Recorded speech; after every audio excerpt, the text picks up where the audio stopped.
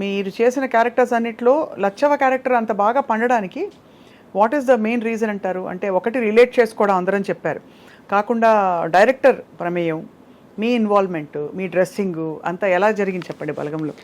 బలగంలో first వాళ్ళు character select చేసుకునేటప్పుడే చాలా పర్టికులర్గా అన్నీ చూసుకుని ఆ సినిమా ఇది వాళ్ళకి ఎలాంటి వాళ్ళని సెలెక్ట్ చేసుకోవాలి, కలర్, స్కిన్ టోన్స్ అన్నీ చూసుకుంటున్నారు.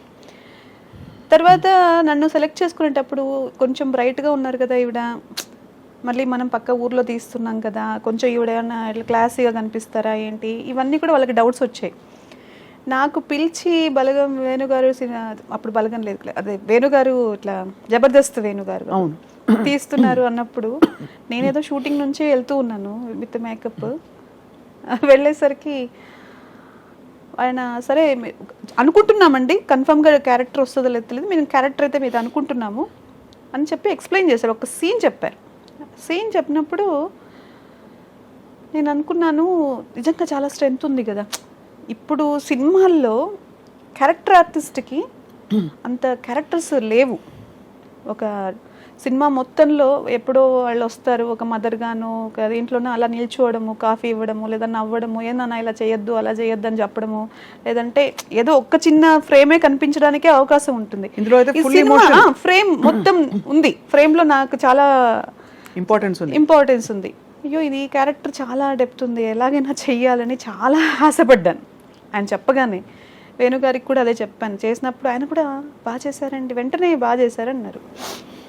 ఆలోచిస్తున్నామండి చెప్తామండి అంటే వెళ్ళిపోయిన తర్వాత కొంచెం స్టోరీ కూడా చెప్పారు. ఆ రోజు ఇలా ఉంటుందండి క్యారెక్టర్, చూద్దాంలేండి చూస్తున్నామంటే నేను మళ్ళీ ఫోన్ కూడా చేసి క్యారెక్టర్ కోసం ఏమండి నన్ను మీరు అనుమానించద్దు, నేను చేయగలను, మీరు చెప్పింది చేయగలను, ప్లీజ్ ఈ అవకాశం మాత్రం మిస్ చేయకండి నాకు అని.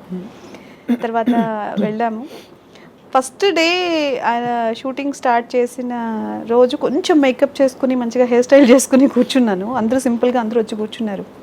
ఆయన పాపం నాకు ఎలా చెప్పాలో తెలీదు, మేకప్ ఎక్కువైంది, మేకప్ అసలు ఎక్కువైంది కదా, మేకప్ వద్దు, ఈ క్యారెక్టర్కి మేకప్ నాకు నీళ్ళు లేదు, మీకు అసలు వద్దు, ఫ్యామిలీ కంప్లీట్గా ఇది ఈ కాన్సెప్టే డిఫరెంట్ ఉంది అని చెప్పి ఆయన మొత్తం క్యారెక్టరైజేషన్ అంతా, మీరు చాలా సఫర్ అయ్యారు, ఇన్ని సంవత్సరాలు మీ ఫ్యామిలీకి దూరం అయ్యారు, ఇప్పుడు మీరు ఎటువంటి పరిస్థితుల్లో కొంచెం ఇదిగా కనిపిస్తే మేకప్ వేసుకుని క్యారెక్టర్ కిల్ అవుతుంది, వద్దు, మీరేం చేయొద్దు, ఆ పెయిన్ మీ ఫేస్లో కనిపించాలి నాకు.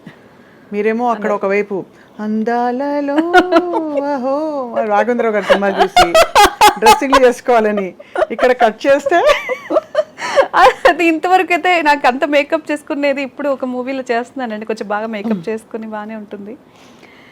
అది కొంచెం అట్లా అనిపించింది, కానీ వెంటనే నాకేం డిసప్పాయింట్ ఏం లేదండి. ఆయన చెప్పింది నాకు అర్థమైంది, ఓకే వెంటనే వెళ్ళి మేకప్ తీసేసి మొత్తం హెయిర్ స్టైల్ అంతా మార్చేసి వచ్చి కూర్చున్నాను, అంతే అండి, ఇంతే. మీరు సినిమా అంతా గుర్తుపెట్టుకోండి, ఇలాగే రన్ అవుతుంది. బాగా జుట్టు గిట్టు కూడా మొత్తం ఏం లేదు, కంప్లీట్గా ముడి వేసేసుకోవడము, ఎక్కడ హెయిర్ ఇట్లా కొంచెం కూడా ఇట్లా ఇట్లా పెట్టుకోవడానికి కూడా లేదు. ఏదో ముంగులు ఇలా వచ్చి పడే అవకాశాలు కూడా ఉండవు కదా, అంత నీట్ అంతా ఫుల్ పౌడర్ ప్యాడ్ కూడా లేదండి.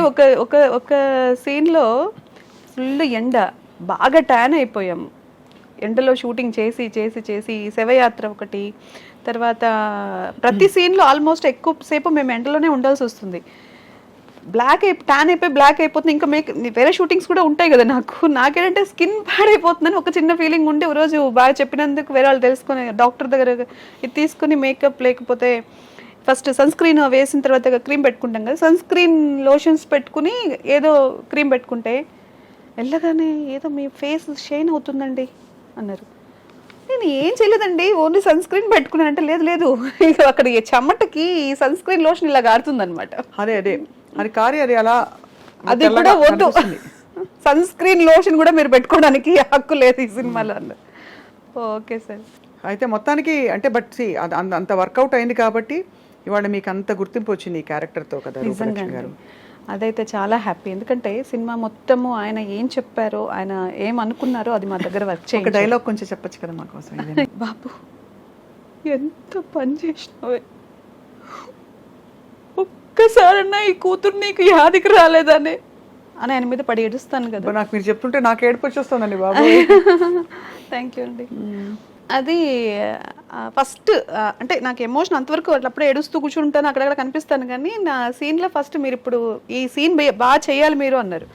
కామెడీ ఏంటంటే ఎక్కడ నాకు కరెక్షన్ చెప్పరు, ఆయన చెప్పేస్తారు, మనం వర్క్ చేసుకుంటూ ఉన్నాం. ఆ సీన్లో ఏమైందంటే డైరెక్షన్ డిపార్ట్మెంట్లో నాగరాజ్ గారు వీళ్ళందరూ ఉంటారనమాట, రైటర్ అయినా, వాళ్ళందరూ మాట్లాడుతూ సరదాగా నాతో అప్పటికి కొంచెం ఫ్రెండ్షిప్ అయ్యేసరికి మీరు ఇప్పుడు సూపర్ ఫాస్ట్ ఎక్స్ప్రెస్ లాగా పరిగెత్తుకుంటూ వచ్చి డైలాగ్ చెప్పాలి అన్నారు. అంటే నేను ఎంత ఇన్వాల్వ్మెంట్ అయిపోయానంటే వాళ్ళు ఏం చెప్తా చేయడానికి రెడీగా ఉన్నాను అక్కడ వర్క్. కార్ దిగి వస్తాం ఆ సీన్లో, నేను నిజంగా సూపర్ ఫాస్ట్ ఎక్స్ప్రెస్ లాగా పరిగెత్తుకుంటూ వెళ్ళాను. ఆయన వెళ్ళిపోయాడు, ఇంకెవరు పోవడానికి సిద్ధంగా లేరు, మీరు మామూలుగా అని చెప్పి మళ్ళీ వచ్చి వేణుగారు చెప్పారు. ఆ రోజు చాలా ఫన్ అయిందను, మీరు చాలా పెయిన్తో ఇప్పుడు దిగాలి, అది ఒక్కసారి నాకు కరెక్షన్ చెప్పడం ఆయన.